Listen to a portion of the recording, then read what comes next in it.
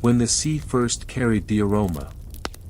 On a morning so slow that time seemed reluctant to move forward, the Nusantara Sea revealed itself in its softest form.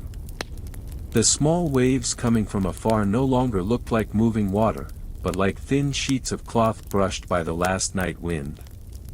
A soft mist hung low, so low it almost touched the water's surface, covering the boundary between sky and sea like a thin curtain not yet fully opened. The first sunlight did not dare to pierce the mist directly, but crept slowly like someone walking on a bamboo floor without wanting to make a sound. But wait, tell me where you are listening to this story, in what situation, and with what feeling. Write it in the comments column, and don't forget to like and subscribe to this channel so I know you like the stories I give. Let's continue into the story this time. On the beach of a small island that did not yet have a name to the wider world, a boy sat on the cold sand, hugging his knees while looking at the barely visible waterline. He was not waiting for anyone. He was not waiting for a ship. He was not waiting for a new wind. He only sat because every morning the sea always invited him to speak in a language unknown to adults. There was a rhythm in the sound of the water coming in and out, a rhythm that was never the same every day, but always brought a calmness that made the boy feel he was listening to something very old. As he took a slow breath, a subtle scent was smelled, a scent that shouldn't be on a morning beach like this. The scent appeared so weak, as if coming from a dream, warm, sweet, spicy, very thin but having a presence. The boy did not know that what he inhaled was the aroma of cloves carried by the wind from the direction of the distant islands in the east. In the future, this spice would make nations go to war, would make world maps change, would make kingdoms rise and fall. But this morning, that aroma was just a soft whisper touching the tip of a village boy's nose. He closed his eyes, trying to catch the aroma more clearly. The smell of sea salt remained dominant, the usual smell, sticking to the skin and clothes of every coastal child. But behind it was something that did not come from the sea. Something that came from the soil and trees growing far from here. The aroma was so smooth, so light, that only someone truly silent would notice it. And the boy, sitting alone with no purpose other than feeling the sea's existence, heard the aroma like hearing an unspoken voice. Behind the mist, the small boats belonging to fishermen had not yet gone out. The sky was not yet clear enough. The day was not yet fully awake. But the wind coming from the east brought stories about fertility, about islands with trees storing the sun's heat in their small seeds. The wind brought traces of spice fragrance from places the boy had never imagined. In that small village, the adults were still asleep, or just waking up to the sound of roosters calling the morning. No one realized that the aroma of cloves was entering their beach. No one knew that the world was moving slowly towards their land. The world does not always move with big steps, sometimes it moves with a small aroma carried by the wind. The boy opened his eyes. The mist began to lift a little, and in the distance he saw a faint line that he recognized as the neighboring island. Nothing was different about that view. Yet the feeling of this morning felt different. There was something very small, yet very significant. Something he couldn't explain, but could feel. That aroma. The aroma that woke the world a little earlier. The wind changed direction slowly and carried the aroma away. But before it disappeared completely, the aroma left something inside the boy's chest, a feeling that the sea did not just carry fish and wind. The sea carried messages. And one of those messages was the scent of spices that would one day connect their islands with the distant world. The boy smiled slightly without knowing the reason. He rose slowly and patted the sand from his body.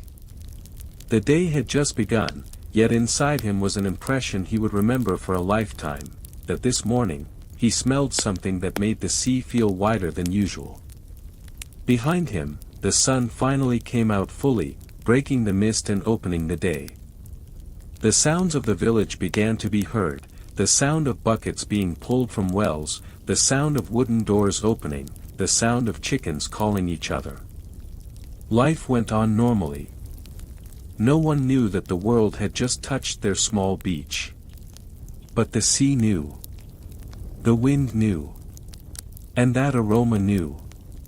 Because something was beginning, something big but moving very softly, like steps not wanting to wake anyone. The spice route had just breathed for the first time. When the sun rose a little higher and the mist covering the sea began to lift completely, the land of Nusantara showed its face in a different way compared to the water's surface. The sea spoke with sound, with rhythm, with motion that was never still. But the land spoke with silence. A long silence. A deep silence. A silence that did not demand to be heard, but always invited those trying to understand where life came from. Amidst the islands scattered like shards of emerald on blue water, there were tropical forests with skies covered by dense leaves. Sunlight trying to enter had to pass through thousands of leaves before finally touching the ground in the form of small shards bouncing like water currents. Under the shadows of these trees, Nusantara's great secret grew, spices that would one day shake the world without ever shouting. No one knew for sure when spices first appeared on these islands. There were no records. No inscriptions. No legends that clearly mentioned their birth.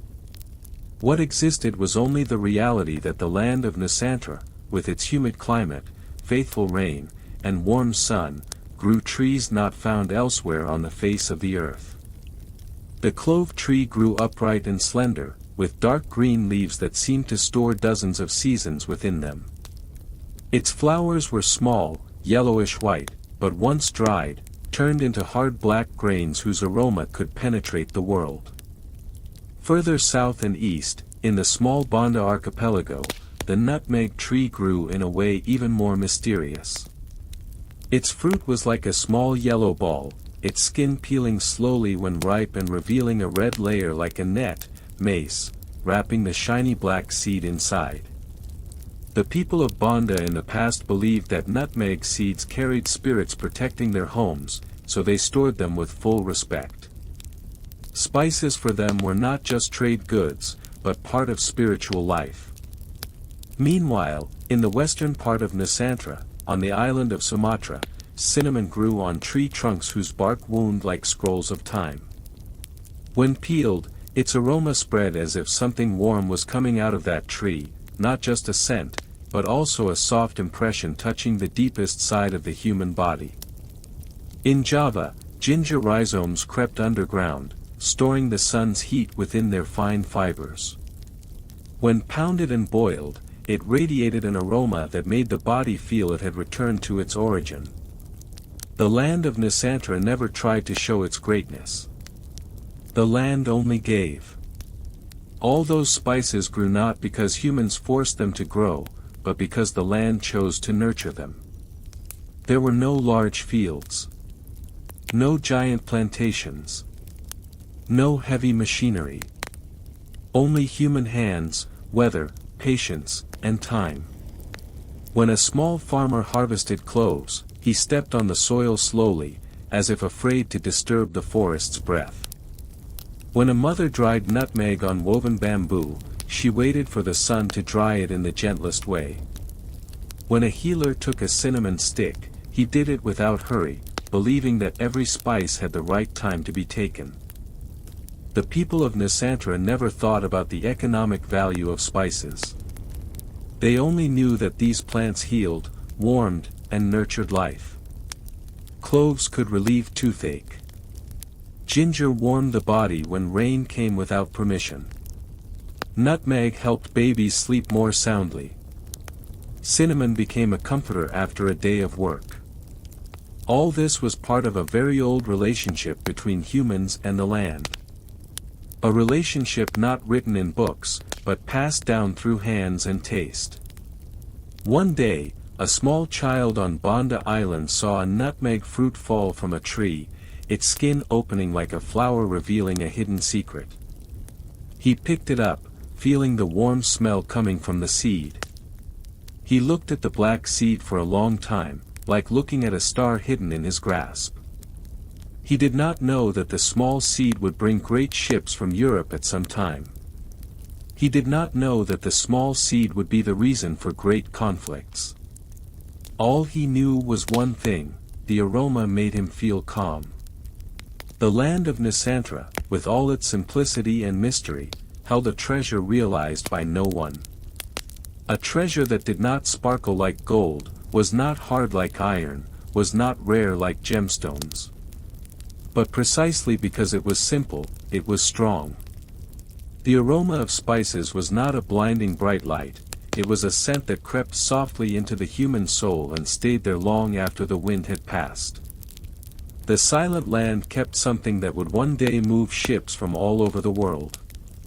Something that would one day make the map change color.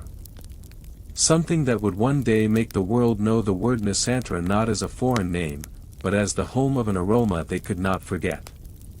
And while the world did not yet know it, the land continued to work in silence. Growing. Caring. Creating small aromas that would later become the long breath of the spice route. Before the spice route was known to the world as a long road connecting continents, before foreign kingdoms recorded it in books and maps, before kings and emperors debated rights over the oceans, the route first lived in the hands of Nusantara sailors. They were not sailors with royal emblems on their boats' sails, nor people who recorded their journeys on leather scrolls or palm leaves. They were sailors who learned not from teachers, but from the sea, not from words, but from the wind, not from theory, but from silence. In a coastal village, when the sun had not yet fully risen, the sailors began work without rushing, as if every step had to follow the earth's rhythm. They tidied the sails stored in the bamboo hall the night before, checked the ropes made from wara tree fibers, ropes that if touched felt alive, as if storing the breath of their makers. They raised the sails, tidied the knots, checked the wind direction by feeling the air on their palms. There were no loud commands. No official orders. The sailors worked with movements trained by time and passed down from generation to generation. When the boat was pushed into the sea, the sound of wood touching water sounded like an opening prayer. The boat glided slowly, creating ripples that formed small circles, spreading in all directions.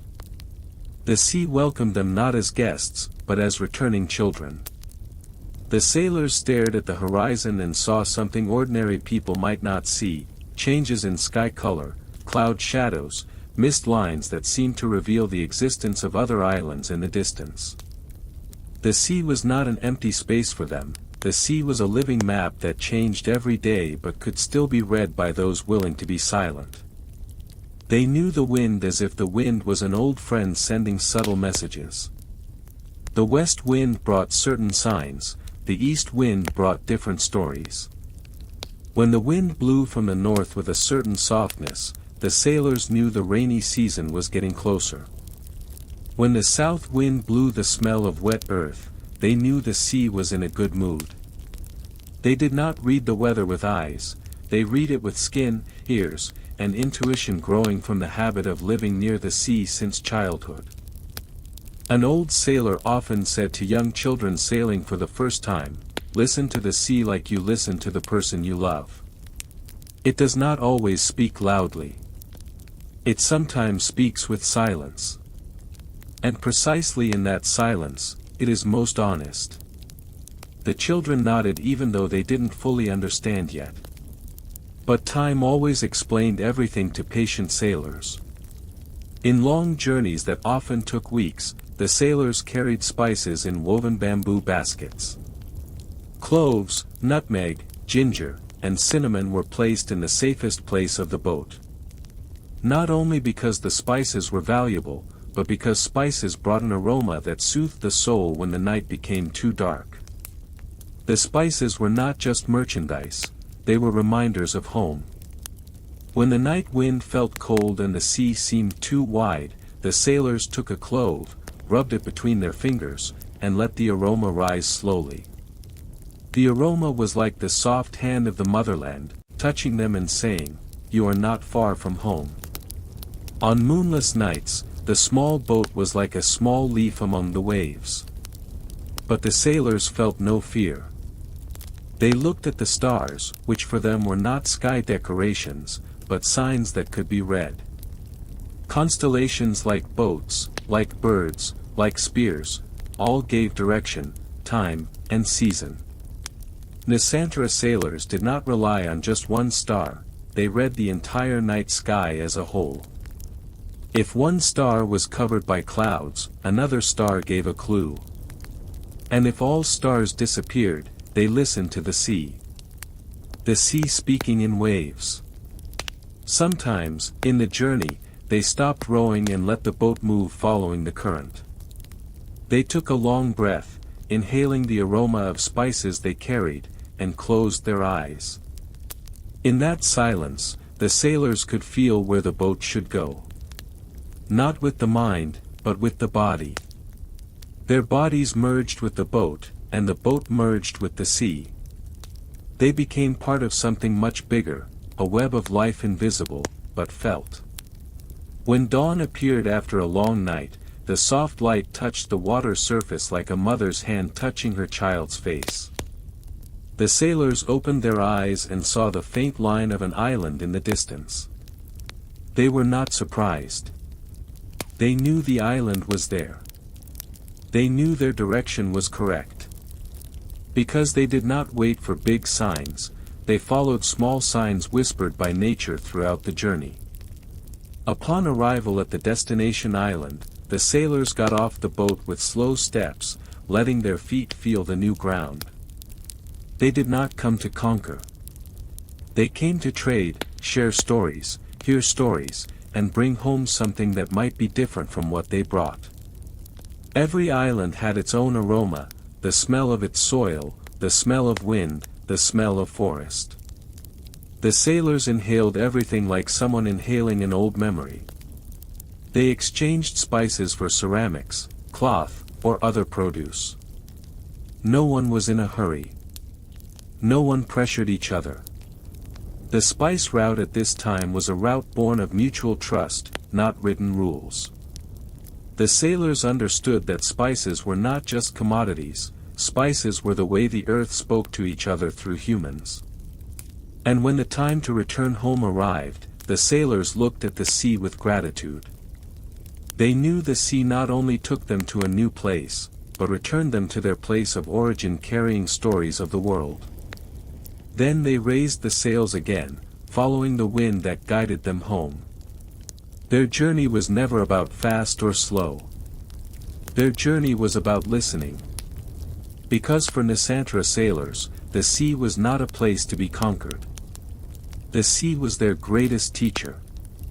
On an afternoon when the sunlight began to drop and the sky turned soft orange, a small port in Nusantara came alive in a way that was never noisy. No loud voices dominated. No shouted commands like in big ports in distant lands. No roar of metal and clang of iron. The Nusantara port moved like someone taking a slow breath before sleep. Everything happened, but without hoping to be seen. The port was not big. Its pier was made of wooden planks tied with rattan ropes. Several poles stood as markers. Small and medium boats lined up gently at the water's edge, rocking slowly following the tidal motion. Yet although simple, this place was like a vast sheet of cloth connecting islands, stories, and lives. Here the spice route began to get its first form, not as a road made by humans, but as a meeting point between those who sought and those who gave. Local traders came from various regions, from Sumatra fragrant with cinnamon, from Java with strong ginger, from Maluku with cloves and nutmeg that could not be found anywhere else. They carried rattan baskets filled with newly harvested spices, their aroma spreading and mixing with the smell of the sea. When the wind passed, the port smelled like the world's kitchen starting its first cooking. An old trader from Banda placed his basket slowly on the pier floor. He stared at the afternoon light falling on the neatly arranged nutmeg seeds. The red mace layer looked like soft nets hugging the black seed inside. The trader stroked his beard and smiled slightly. He always felt that nutmeg was not just a fruit. Nutmeg was the small heart of Banda, warm, fragrant, and full of mystery. He knew that one day, traders from distant lands would consider the small fruit as gold. But for him, nutmeg was just an old friend.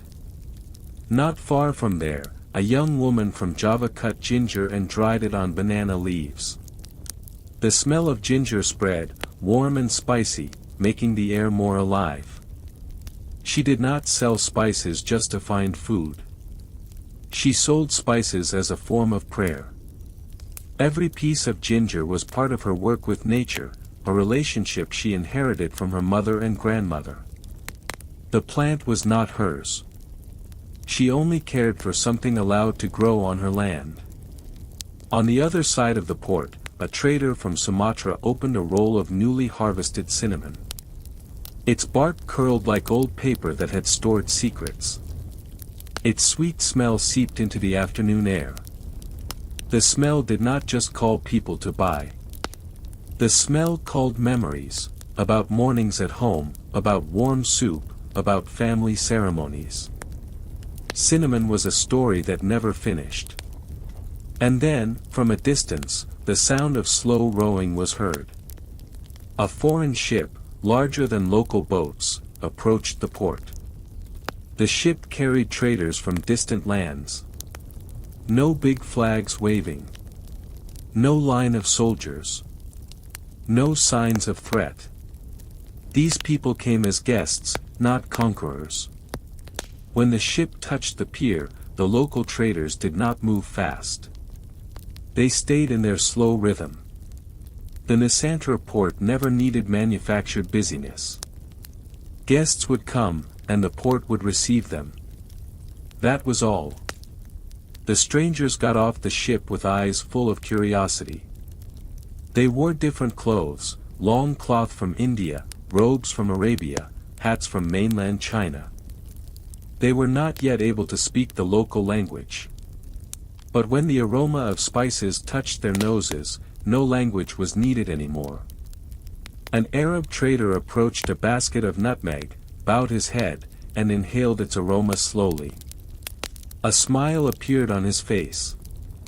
He had smelled this aroma before, in his country, in the busy Middle Eastern markets, but he had never smelled the original version, the version coming directly from its tree, not from intermediaries. His eyes glazed over a little. Not because he was sad, but because he felt he had come home to something he had been looking for years.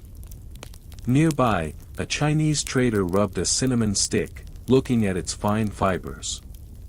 He knew that this spice had the power to warm the body. But he did not know that this tree grew from land full of soft rain. He did not know that the bark stored stories of rainy and dry seasons coming interchangeably. But as he touched it, he felt something warm creeping into his fingers. The meeting took place without commotion. The traders spoke through hand signals, through smiles, through small laughs. They pointed at their goods, compared, and finally reached an agreement without high voices. Spices were exchanged for silk cloth, ceramics, metal, and other goods not from Nusantara. No local trader felt disadvantaged. No foreign trader felt cheated. The Nusantara port was the place where the world met with the oldest language, the language of taste. As the sun went down further, the port's color changed. The water reflected golden light, making the spices look glowing. Everyone seemed to work in soft silhouettes, like long shadows moving slowly. Behind all that, the aroma of spices remained the center of all motion. It became the reason sailors came, the reason traders stopped by, the reason the sea kept opening its way. At night, When all activities began to subside, and when the moon rose slowly above the water, the port returned to calm. Traders sat on the edge, talking softly or just being silent together. The night wind brought back the spice aroma, this time softer, thinner, but feeling warmer. Someone said softly, without knowing who heard it. Spices are not just goods, spices are the reason humans from different places understand each other. The port did not answer. It didn't need to. It only exhaled a soft wind, causing the oil lamps to tremble, as if nodding slowly that what was said was true. Because in that small port, the spice route began to breathe as something more than trade, it became a bridge. In a corner of the world far from Nusantara, in a place where desert sands circled like waves that were never wet, where green valleys appeared like gems between rocky hills, and where great rivers flowed carrying thousands of years of history, the soft aroma of Nusantara spices began to slip in. It came not as a shocking wave, but as a thin whisper creeping through markets, wilderness, and caravan roads. In Persia, an old healer was mixing a potion for a nobleman suffering from fever. He opened small bags containing leaves, roots, and dried flowers. When he took a clove from the smallest bag, he stopped for a moment. The aroma was strong, warm, spicy, but also sweet. He stared at the small grain like staring at the eyes of someone just met but feeling familiar. "Where do you come from?" he muttered in a language only the room's walls heard. There was no answer, but the aroma seemed to say, "I come from afar, very far." In India, royal cooks found something that never existed before. In the large kitchen, where dozens of clay pots boiled over wood fires, the aroma of nutmeg slipped into the cooking. They sprinkled a pinch and then added a little more. The cooking changed. The taste became soft but firm, warm but light. The cooks looked at each other, trying to guess how something so small could change the whole character of a dish. They asked the traders, and the traders only shrugged, smiled, and said, "This is from the land where the wind is fragrant." In China, Nusantara spices became part of important rituals. Healers of the early dynasty placed a cinnamon stick on hot water and let it dissolve slowly. Thin smoke rose from the large bowl they used for healing ceremonies. They nodded slightly, as if feeling something flowing not only in the patient's body, but also in the air. The cinnamon was considered a connector between the human world and the spirit world. Not because of its shape, not because of its color, but because of the aroma emerging slowly, as if conveying a soft message from its place of origin. Sometimes, the spices were carried by Arab sailors on long journeys crossing the Indian Ocean. The journey took months. Large ships moved following the monsoon wind direction. Among other goods, cloth, copper, pottery, Nusantara spices were placed in small chests. Some chests broke when storms came, and the aroma of nutmeg spread on the ship's deck. The exhausted sailors, with bodies full of sea salt and damp clothes, felt fresher even though they didn't know why. The aroma worked like a prayer sent by a distant land: "Stay alive. Your journey is not finished." In the markets of Baghdad, Nusantara spices were sold in small amounts, very small, but at high prices. Clever traders always placed the spices on the front table, not because they wanted to show off expensive goods, but because the aroma was able to attract people even before they saw it. A buyer stopped, closed his eyes, and inhaled deeply. The aroma was like taking someone to a place he didn't know but felt familiar. "Where is that land?" asked the buyer. The trader answered, "At the end of the wind." But no one really knew where Nusantara was located. No map marked the region precisely. The outside world only knew that spices came from the east, but the east for those nations was too vast, vaster than could be imagined. Some people said that spices came from islands guarded by giant birds. Some believed that spices came from trees growing at the edge of the world, trees that could only be harvested when the sun was at a certain point. There were also those who said spices were born from the belly of a sea dragon and could only be taken by brave sailors. All those stories were wrong, but all those stories were also true in their own way. Because spices indeed came from a miracle, not from mythological creatures, but from the miracle of the soil. In a tea shop in the northern plains of China, an old trader from Arabia spoke to his friend while heating a cup of warm drink. With a low voice, he said, "I once heard that the spice grows on islands that are never truly dry. The soil is always damp, the air always fragrant.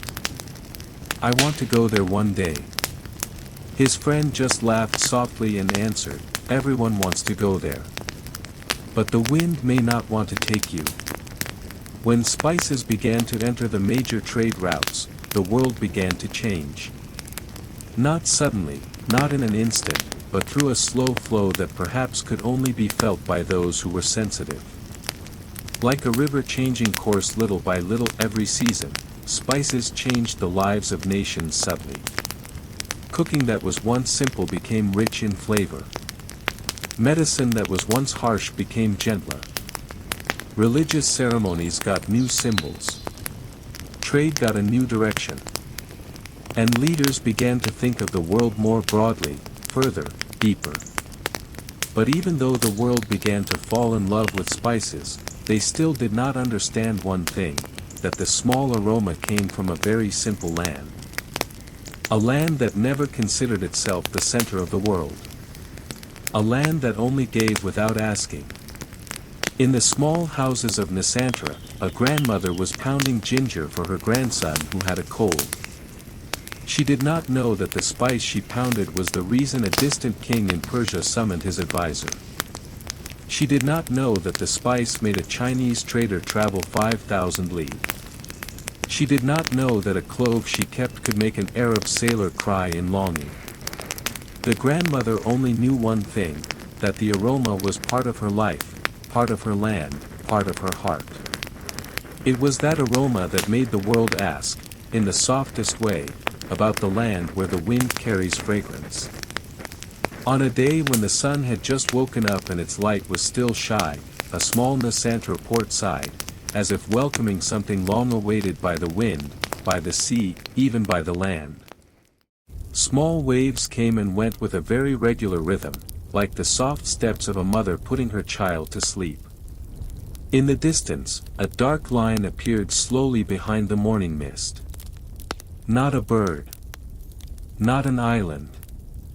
Nor a low cloud. It was a ship, a foreign ship, larger than local boats, with wide sails and tall masts, moving like a giant institution carried by the wind from a place unimaginable to the locals. Coastal residents began to arrive at the beach. They did not panic. There was no fear. Only curiosity flowing like river water in the rainy season. They had heard stories from sailors coming from different islands, that there were people from distant lands, lands they had never seen, but their spices had reached them. Now, the ship was before them, real, slowly approaching. The first ship to arrive that day came from India.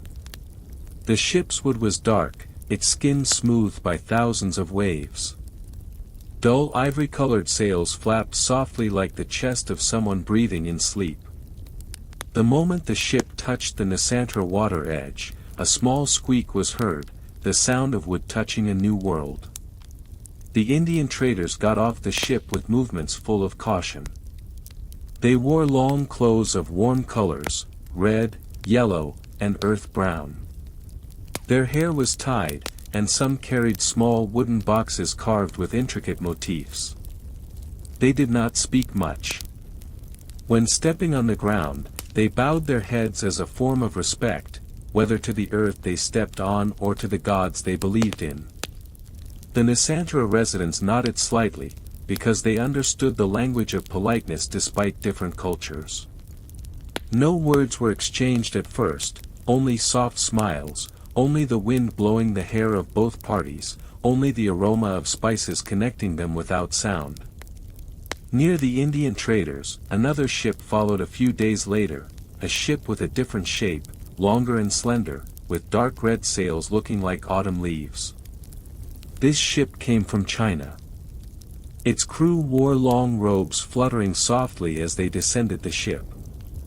They carried chests containing silk cloth, fine pottery, and paper scrolls having a distinctive ink smell. They stared at the Nusantara forest with eyes sharp and soft at the same time, eyes that had seen many lands, but remained amazed at the beauty silent in front of them. Not long after that, when the wind season changed, when the west wind began to take over the ocean, a ship from Arabia arrived. A larger ship, with strong supports and signs of craftsmanship from desert sailors. The Arab traders got off in long white clothes, turbans wound neatly, and dark eyes that seemed to store the distance of a long journey from dry land to humid and aroma-filled land. They brought glass, gems, and fragrant oils stored in small bottles. But when they arrived, the first thing they did was inhale the air deeply. They closed their eyes. The aroma of Nusantara welcomed them. The soft smell of sea salt. The smell of wet wood from the tropical forest. The smell of ripe fruit and leaves. The smell of humans, soil, and wind uniting in harmony. And the strongest, the aroma of spices. The traders opened their eyes slowly. A small smile appeared at the corners of their lips. They did not doubt that they had arrived at the right land. In that port, the meeting of cultures happened not through loud voices, but through silence full of feeling. Local traders showed their spice baskets, cloves black and hard, nutmeg wrapped in red mace looking like fine nets, ginger with soil still sticking to fibers, and cinnamon rolled like scrolls of time. Foreign traders approached, inhaled the aroma, rubbed it with fingers, felt the texture, and understood that what they saw was not just merchandise, but part of life. Exchange happened without pressure. An Indian trader gave a piece of sea blue silk cloth in exchange for a handful of nutmeg and cloves. A Chinese trader exchanged fine pottery for cinnamon and ginger. Arab traders gave glass and fragrant oils for spices they would bring home and sell as special items. All proceeded peacefully, slowly, like a river flow never rushing to the sea. At night, the port became quieter. Oil lamps were lit, and reflected on the water's surface like stars floating. Traders from various lands sat together on the beach, drinking warm ginger water made by locals. They could not speak one language, but they understood the warmth of the drink they held. They understood the taste of small bread baked on stone. They understood smiles. They understood the wind touching their skin the same way wherever they were. Amidst that small crowd, an old trader from Arabia said in a language not understood by everyone, "This earth is fragrant in sleep." Someone beside him did not understand his words, but he understood the feeling. Nusantara, with its soft sea and warm land, indeed felt like a place always dreaming, and the aroma of spices was the dream that made the world want to come. The cultural meeting did not change Nusantara drastically. No kingdoms fell. No wars. No seizures. What changed was only the air now carrying new stories from distant places. Air carrying curiosity. Air carrying the beginning of something much bigger. And in the soothing gust of the night wind, that small port became a silent witness to the world's first meeting with the home of spices. In a small village surrounded by nutmeg forests and tall clove trees, night fell slowly like a thin blanket pulled from the sky. Moonlight reflected softly on the surface of large leaves, leaving a silvery sheen that looked like still water. The wind moved very slowly, carrying the aroma of ripe fruit, wet soil, old wood, and of course, spices. For Nusantara residents, spices were not just goods that could be harvested and sold. Spices were a language connecting humans with the earth, body with soul, and the present with ancestors. Before spices became a world commodity, before they were weighed at high prices in distant markets, spices were family warmth, medicine that healed, prayers whispered, and fragrance keeping the home peaceful. In a simple wooden house, a grandmother sat cross-legged on a pandan mat. In front of her was a small bowl containing coconut oil and a few cloves. Beside her, her small grandson was lying down due to fever. The grandmother took a clove, ground it with a little oil in her palm, and rubbed her grandson's forehead gently. The rubbing was not just an act of caring, it was a form of love passed down from generation to generation. Every spice contained a memory. Every scent contained a story. Cloves to warm. Nutmeg to calm sleep. Ginger to drive away cold wind. Cinnamon to soothe the stomach and heart. Spices taught that the human body is part of the same nature, that illness is not an enemy, but a message from the body needing attention. In another house, a mother chewed a little ginger before cooking it into a thin soup. She never learned in school about ginger content or its nutritional value. She didn't need to. She followed intuition inherited from her mother. As the ginger aroma began to fill the house, her little siblings approached, feeling the scent like feeling home itself. The aroma was a place to return, a safe place, a place always waiting. Spices did not only warm the body. They warmed feelings. On a Banda Hill slope, a young man was staring at a newly fallen nutmeg. He peeled its yellow skin slowly, revealing the red mace layer wrapping the black seed. The mace for him was not just a cooking ingredient. The thin layer was a symbol of life, protection enveloping something hard and valuable. He looked at it for a moment, feeling the texture and aroma, then placed it in his rattan basket. Tomorrow, he would exchange it at the port for small pottery or new cloth. But tonight, he just wanted to enjoy the silence of the nutmeg trees swaying slowly, as if breathing with him. The trees were teachers who didn't speak. They taught patience, because spices did not grow in a day.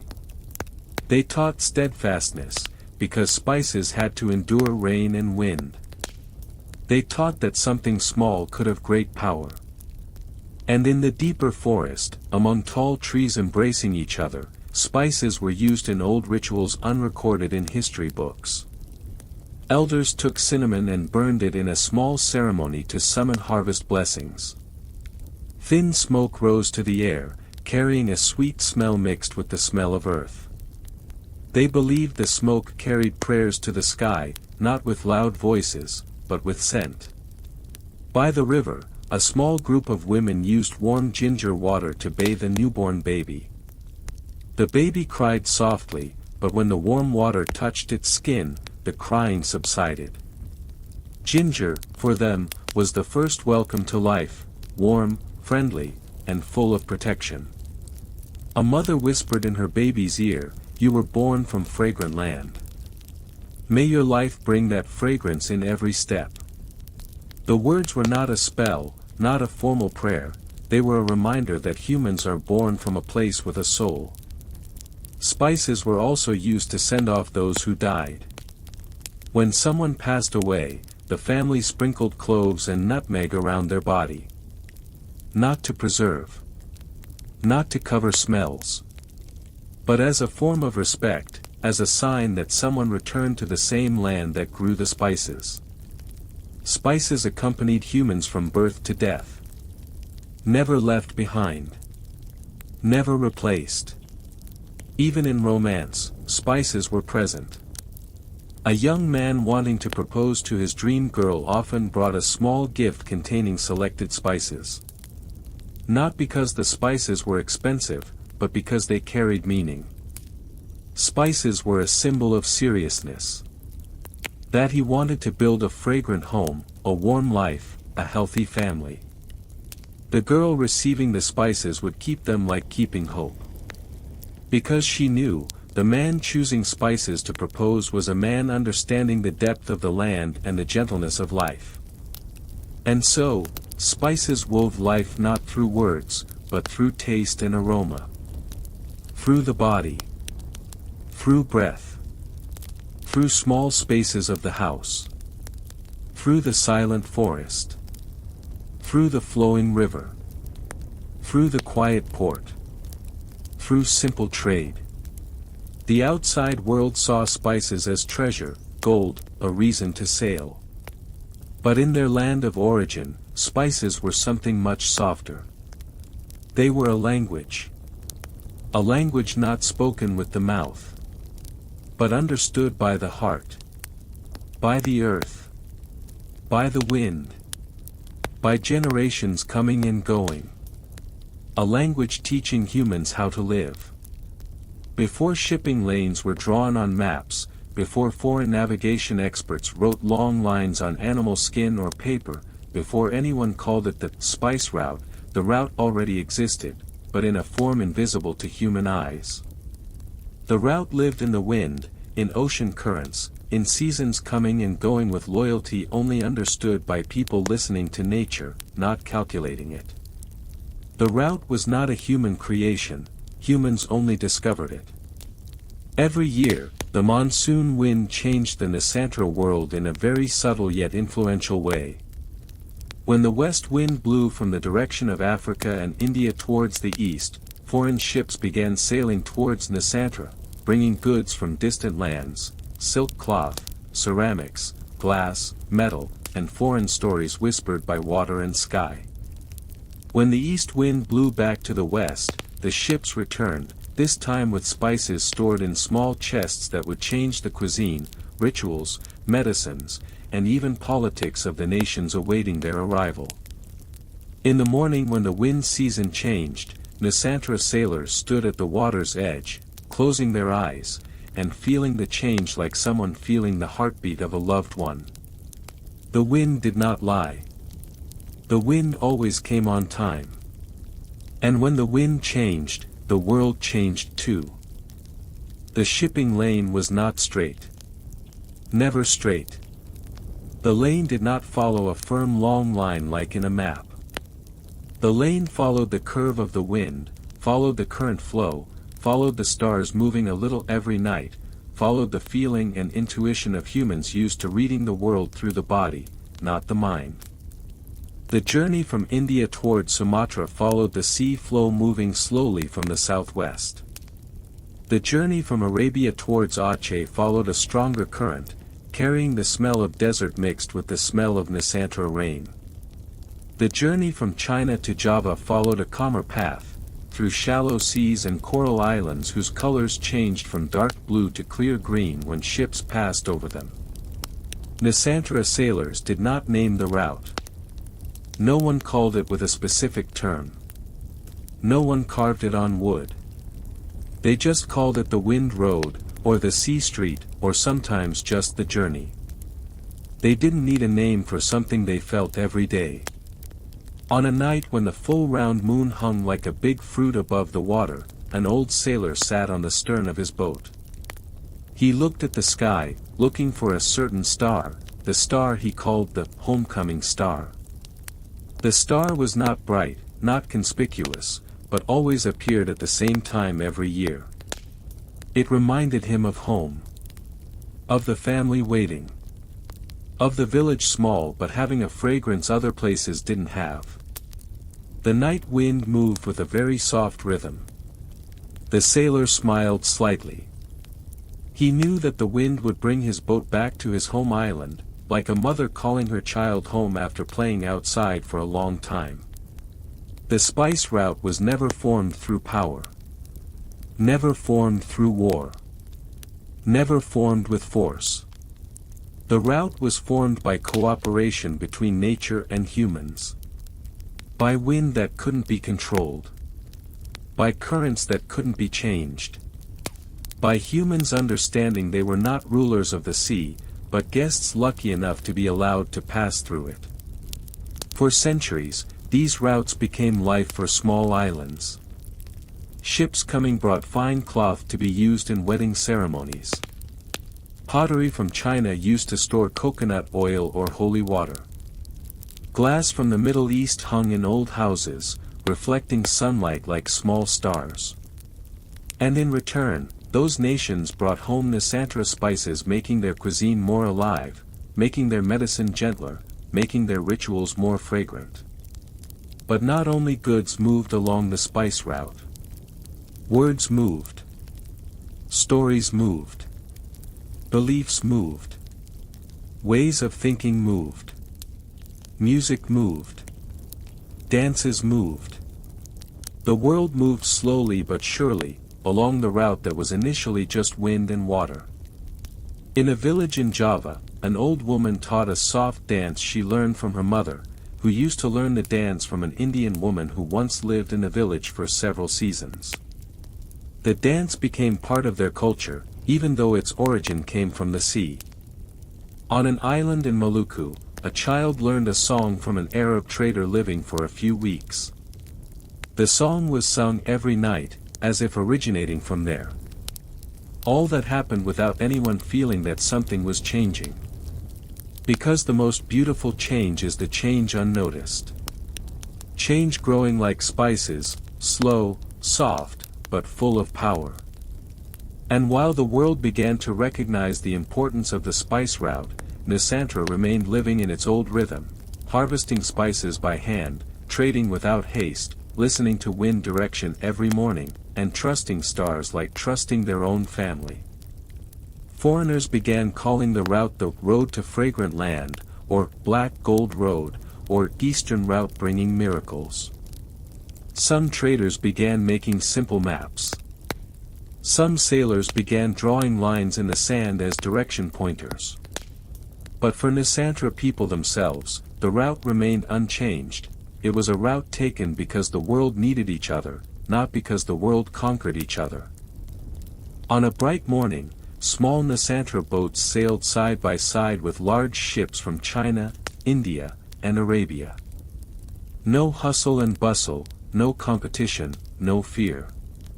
Only the sound of the wind, the sound of wood, the sound of water breaking the sea surface. Every ship carried something different. Every wind brought a story. Every journey brought a future. And the spice route continued to lengthen, not through straight lines, but through human lives crossing each other. No one knew exactly when this route was born. No one recorded the date. No one wrote the first event. This route was born when the wind first carried the aroma of cloves out of the forest, and someone in a distant place inhaled a fragrance he did not know. The route was born when the world first asked, "Where does this fragrance come from?" And the wind answered softly, "From a distant land, a silent land, a fragrant land." On a quiet night in Baghdad, a scribe sat under a trembling oil lamp. The ink at the tip of his pen slowly dried when he stopped writing, only to stare at the small bowl beside him. Inside the bowl were cloves, black, hard, small. He held them with fingers accustomed to pens and scrolls. He lifted them to his nose and inhaled slowly. The aroma triggered something strange within him, a feeling that the world was much bigger than what he had written so far. That there was a place he had never seen, but he could feel it through the aroma that traveled thousands of miles to reach him. He wrote slowly in his notes. "This clove is more precious than precious stones. Not because of its shape, but because it carries the trace of a place we never reached with our feet." He did not know that at the same time, in a royal kitchen in India, a cook was stirring a large pot containing nut sauce, milk, and spices. He added a pinch of nutmeg, stirred slowly, and tasted it. His eyes closed for a few seconds. He did not just taste food. He tasted a journey. He tasted the heat of the Banda sun. He tasted the humidity of the tropical forest. He tasted the sea wind moving without sound. He tasted the world. Meanwhile, in China, a healer was examining a patient complaining of a cold stomach. He wrote a very simple prescription: a cup of warm water with cinnamon, drunk at dawn. For that healer, cinnamon was not just medicine. Cinnamon was a bridge between the body and nature. When he placed the piece of cinnamon into hot water, its sweet aroma rose slowly, like roots growing to the sky. He knew, in a way he couldn't explain, that the tree came from a land full of rain. The outside world began to change because of spices, but that change came in the softest way. No shouting. No thunder. No uproar. The change came like an aroma flowing from the kitchen, entering room after room, until the whole house felt it without realizing when the aroma began to be present. Cuisine changed first. For nations outside Nusantara, spices became something that could not be left out. Cloves were used to preserve meat. Nutmeg was kept as royal food seasoning. Ginger was used in tea, soup, and health potions. Cinnamon became the main ingredient of warm drinks served during winter. Spices changed the taste of the world. After cuisine changed, medicines changed too. Traditional medicine began using spices as part of important recipes. Cloves to reduce pain. Nutmeg to calm. Ginger to strengthen the stomach. Cinnamon to warm the blood. In places far from Nusantara, spices made the human body feel closer to nature. Spices became a reminder that health comes not only from strength, but also from balance. Then, rituals changed. In religious celebrations, spices were used as offerings. Nutmeg was burned for its aroma. Cinnamon was used in incense. Cloves were kept as amulets. And in wedding rituals, spices became symbols of blessing, warmth, and new life. The outside world gave new meanings to spices, but spices still carried the old meaning from Nusantara: warmth, home, and life. And finally, the deepest thing changed: how humans viewed the world. They began to ask about the distant land producing spices. They began to think of the world as something that could be explored. They began to imagine the sea, islands, wind, and land in a new way. Spices triggered curiosity. Curiosity triggered journeys. Journeys triggered relationships. Relationships triggered cultural, economic, and even political changes. Meanwhile, in Nusantara, this change felt like a soft gust of wind. The local people remained living in their slow rhythm. They did not think about the economic value of spices on a world scale. They only knew that spices grew on their land, and that the land must be respected. They did not know that kings in distant lands began thinking of strategies to get spices. They did not know that foreign traders began keeping secret maps. They did not know that the world slowly considered spices as a reason to explore further than before. They only knew one thing: that their lives remained the same: planting, harvesting, cooking, trading in warm silence.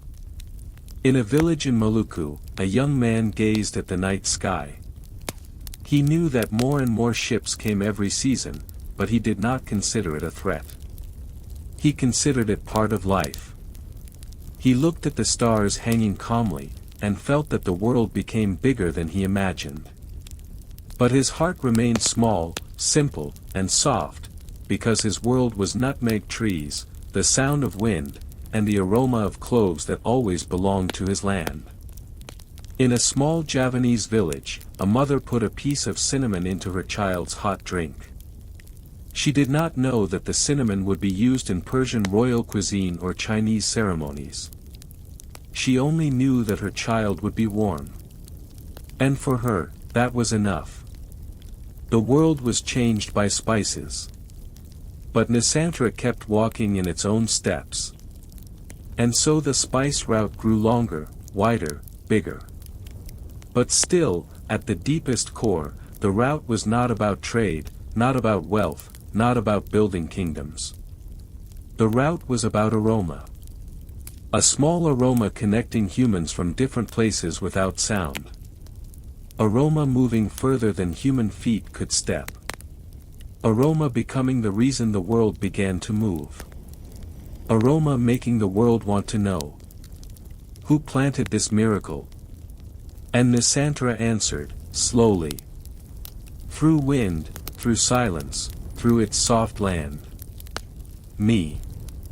In a large market in the port city of Gujarat, West India, the afternoon sun fell slowly and reflected golden light on cloth tents lined up long like small hills of red, blue, and yellow.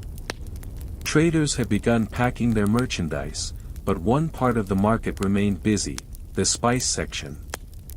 There, old wooden tables were filled with black cloves arranged neatly like small gems, shiny nutmeg like bird of paradise eyes, cinnamon rolled like ancient letters, and ginger whose skin looked like roots hugging the ground.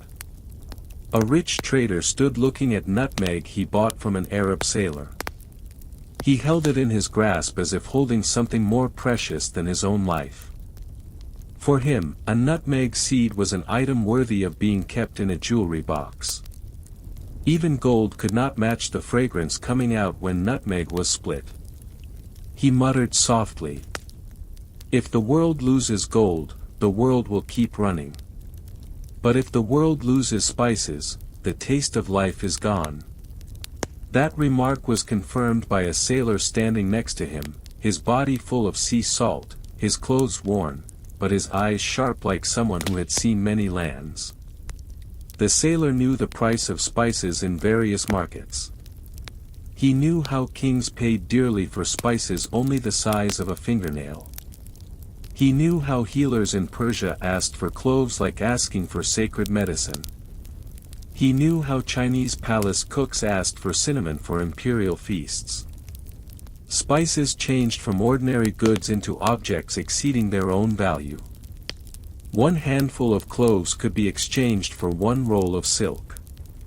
One basket of nutmeg could pay for a full boat. Cinnamon was as precious as silver. Ginger became more important than rare medicine. Elsewhere, in Cairo, a big trader kept Nusantara spices in a wooden chest guarded by 2 guards. He did not protect that much gold. He did not protect that many precious stones. But he protected spices with full guard. Because he knew, 1 nutmeg grain could buy several horses. He knew a handful of cloves could pay for days of caravan travel. But not only Eastern nations understood the value of spices. In Europe, long before they arrived in Nusantara, news about the fragrance of spices had circulated long like a legend never explaining its origin. In Venice, rich merchants sat behind large tables with lit candles. They held Nusantara spices as if holding magical objects, although they did not know their land of origin. They bought spices from Arab and Indian traders, who had brought them through very long land and sea routes. The price of spices in Europe rose to unreasonable levels. A small bag of cloves was valued the same as a worker's annual salary. Nutmeg was considered capable of warding off plague, so it was sold like holy medicine. Cinnamon was treated like a royal item. European nobles put spices in glass boxes and displayed them on dining tables as if showing off power. Spices became status symbols, no longer just cooking ingredients. Owning spices meant owning a world wider than visible to the eye. However, behind all that luxury, no one in Europe really knew where spices came from. Sometimes they heard stories that spices came from the edge of the world. Sometimes they heard that spices grew on trees guarded by dragons. Sometimes they heard that spices fell from heaven when it rained. Sometimes they heard that spices were planted by sea gods. No one knew. No map. No clue. Only aroma filling markets, kitchens, and ceremonies. That aroma became a legend. That aroma became an obsession. In palace rooms, nobles whispered to each other. Where is that fragrant land located? Who owns those trees? How can we get them without intermediaries? Meanwhile, in Nusantara, a mother was cooking clear vegetable soup with a piece of ginger in it. A child was holding a nutmeg grain in his small pocket as a lucky charm. A fisherman carried cloves for provisions on a long journey so his body stayed warm. A healer planted a new cinnamon tree behind his house. No one felt they were holding goods more expensive than gold. Because for them, spices were part of life. Just like water. Just like soil. Just like breath. But the outside world did not see it that way. The outside world saw spices as the answer for disease, for food, for wealth, for power, even for glory. And just like that, slowly, quietly, without loud noise, spices changed the face of the world. It moved the economy. It changed the estuary of trade. It rearranged sea routes. It formed the wealth of big cities. It made kingdoms fight for routes. It made kings curious. It made sailors want to cross unknown oceans. But the biggest change had not yet come. That change was still sailing from afar, still following the trace of invisible aroma. One day, European sailors would ask the same question. Where is that fragrant land located? And when that question was not answered, they would sail. They would challenge oceans they did not know. They would chase the aroma they could never ignore. Because the world, in the end, would do anything to smell the fragrance of Nusantara from its source. The Nusantara Sea had always been a bright place, not because of the sun reflecting on its surface, but because of the human souls sailing it. For centuries, Indian, Arab, Chinese, and other Asian sailors saw the sea as a road, as a bridge, not as a battleground. They came bringing goods, stories, laughter, songs, and went home bringing spices, cloth, and memories. The sea was a place of living, not a place of ambition. But on a day recorded by no one, the wind brought something else. Something having no aroma. Something not coming from soil or plants. Something invisible to the eye, but felt by the skin. A change. A soft tension, like a smile held too long.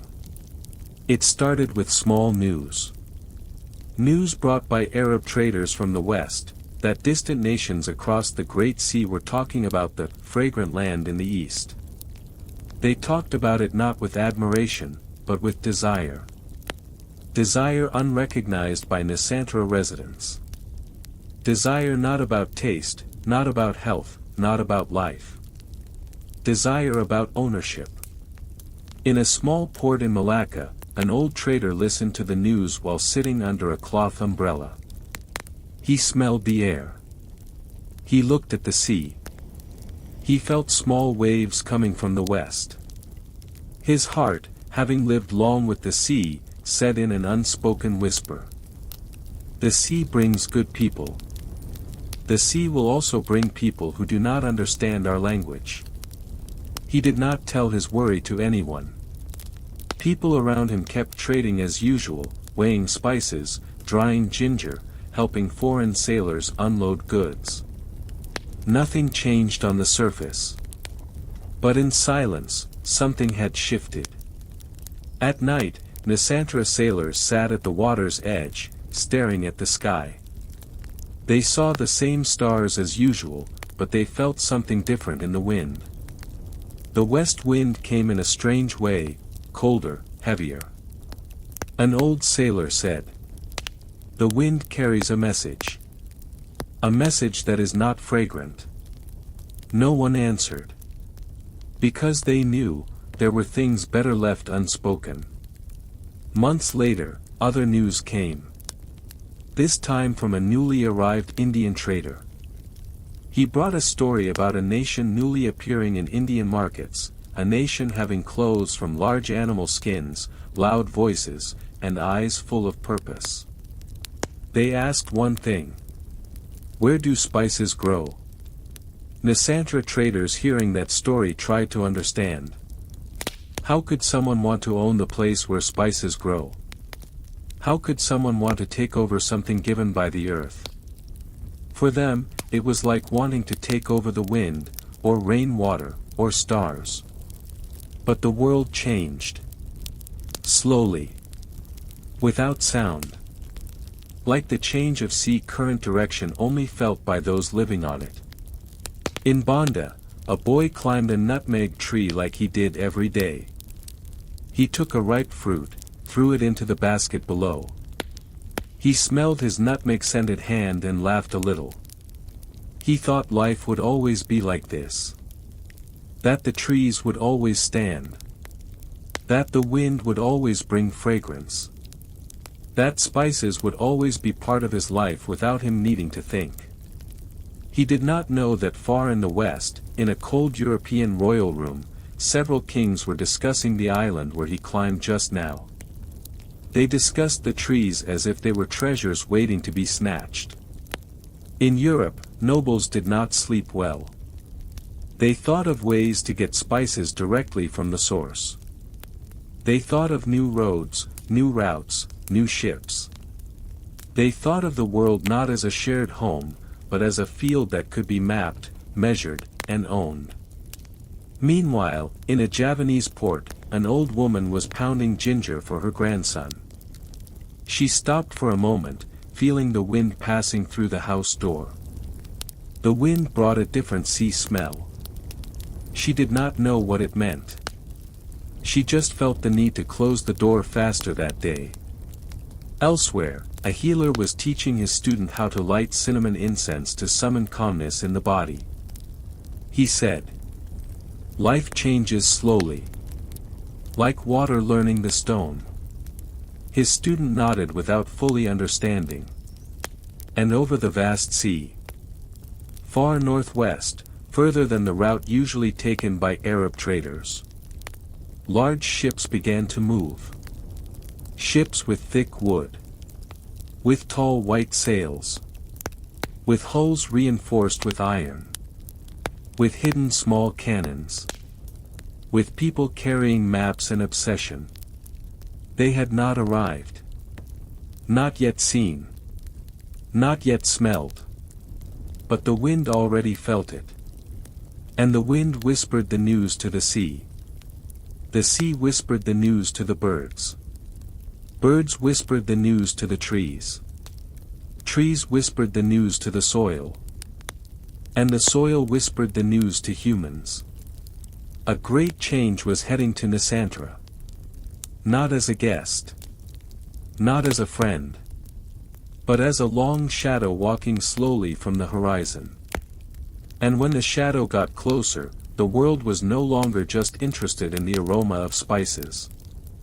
The world wanted to rule it. But that night, under the soft moonlight, Nusantara residents remained living in their small peace.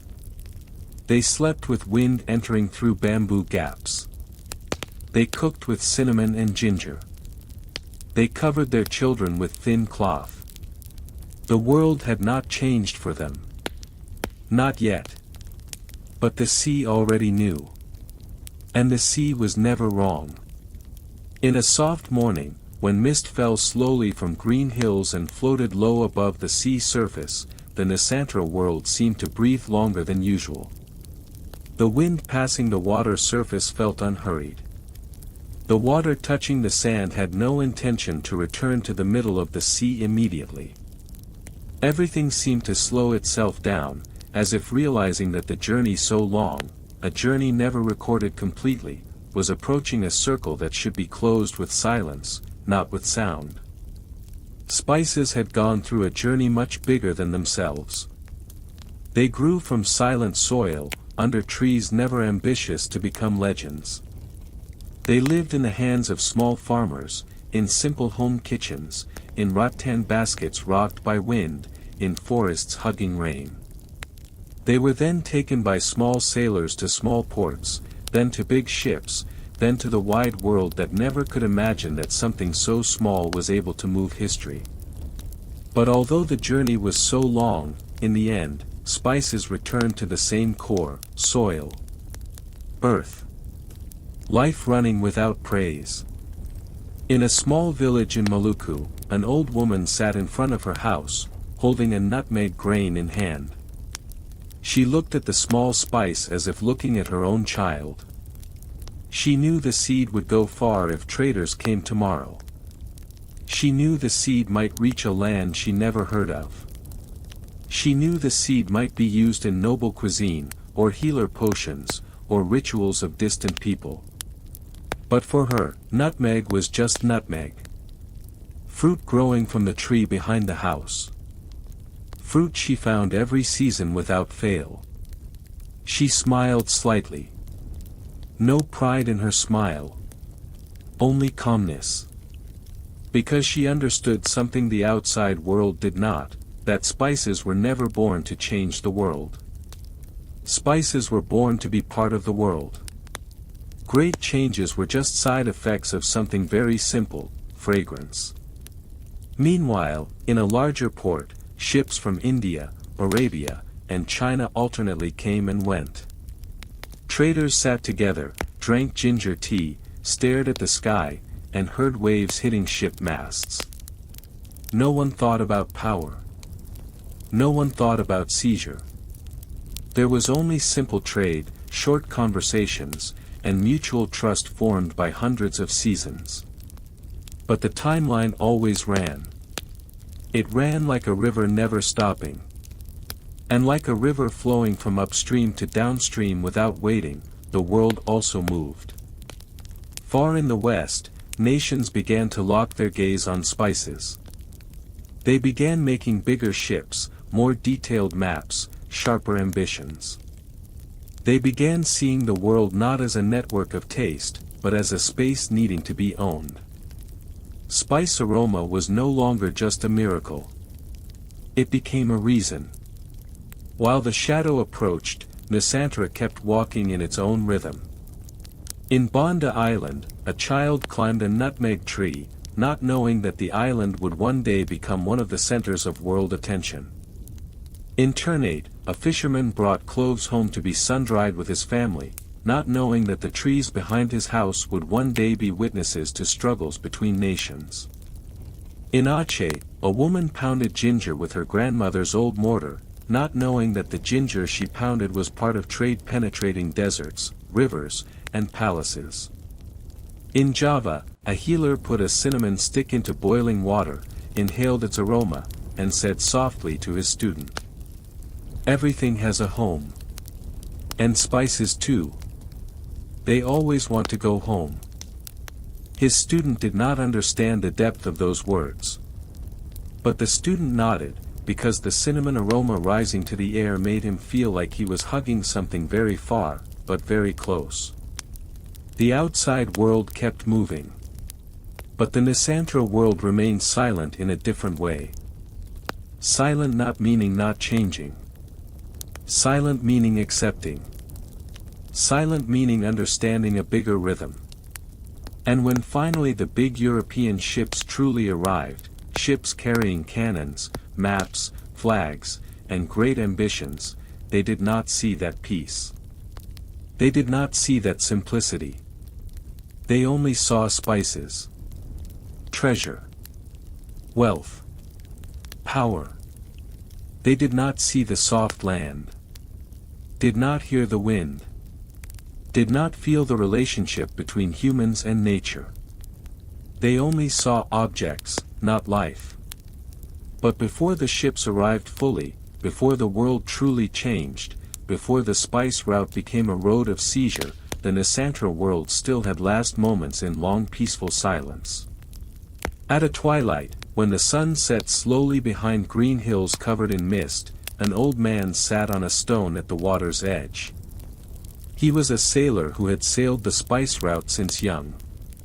He stared at the horizon line turning gold, then red, then purple.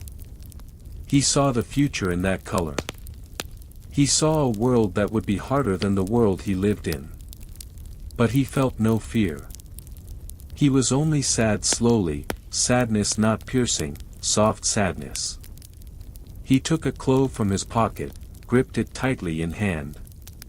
He said very softly, almost like a prayer. This small fragrance has connected us all, but one day, it will also make us drift apart. The wind came and carried the clove aroma to the sea. The aroma floated slowly, far, very far. As if wanting to go to lands calling it for hundreds of years. But before going far, the aroma first returned to the beach, to the village, to small houses, to the kitchen, to the sleeping baby, to the cooking mother, to the farmer's hand harvesting spices, to trees growing in silence, to the soil supporting that fragrance from the beginning. And the soil said through the aroma, I am still here. Because even though the world changes, even though maps change, even though power changes hands, the land of Nusantara never changes in its heart. It remains the fragrant land. It remains the home of spices. It remains the guardian of aroma that cannot be owned by anyone. It remains the place where every journey begins and ends. And the spice route, even though later becoming a route full of battles, never lost its origin. It is a route born from soft wind, from small farmer hands, from simple kitchens, and from land asking for nothing. In the end, when all ships have gone, when history has written victory and loss, when the world has changed shape many times, the spice aroma still floats in the Nusantara air. Silent. Soft. Eternal.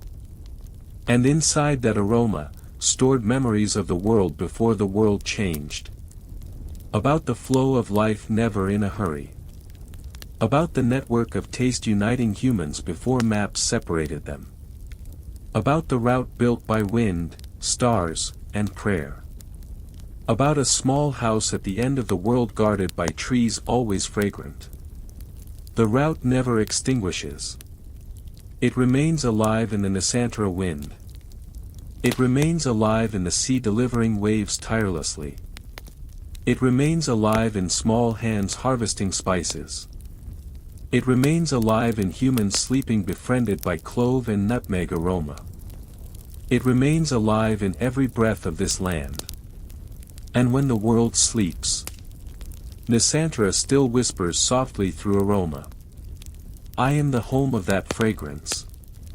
And I will always be.